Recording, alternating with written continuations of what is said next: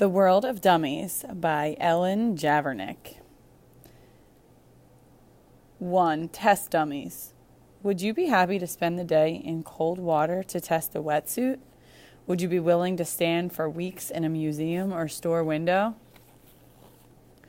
There are some jobs that no person would do, which is why dummies are so useful. Dummies come in all shapes and sizes. Some dummies are stuffed with straw or filled with foam. Some people use dummies to make us laugh.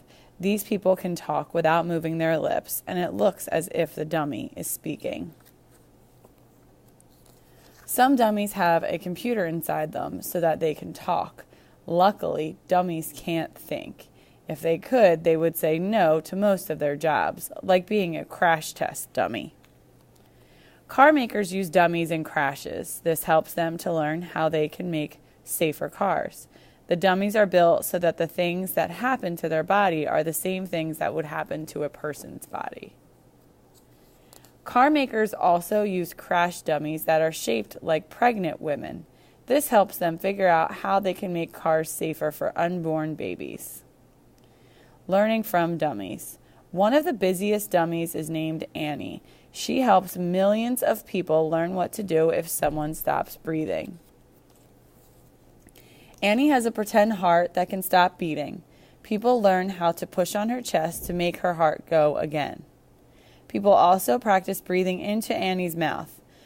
Some Annie models can tell people if they are pushing in the right way or if they are breathing enough air into her. The first Annie was made for the Red Cross by a toy maker. The Red Cross teaches people how to save lives. People who are studying to be doctors also practice on dummies. These dummies can tell the student doctors when they do something wrong. People training to be dentists use dummies too. A dummy is perfect to practice on because it doesn't feel pain. Imagine if a dentist was practicing on your teeth all day. Not all dummies help to train people. Some places use dummies to give people information. These dummies don't get bored doing the same thing all day. In England, a woman named Madame Tussaud used dummies to show what famous people looked like.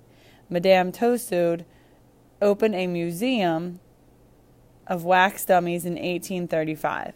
You can still visit Madame Tussaud's museum today. New wax dummies of famous people are being added all the time.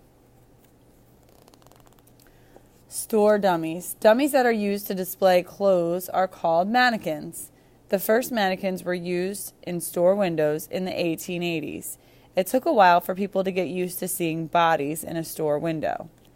Some of the first mannequins were made from plaster. They were stiff and heavy.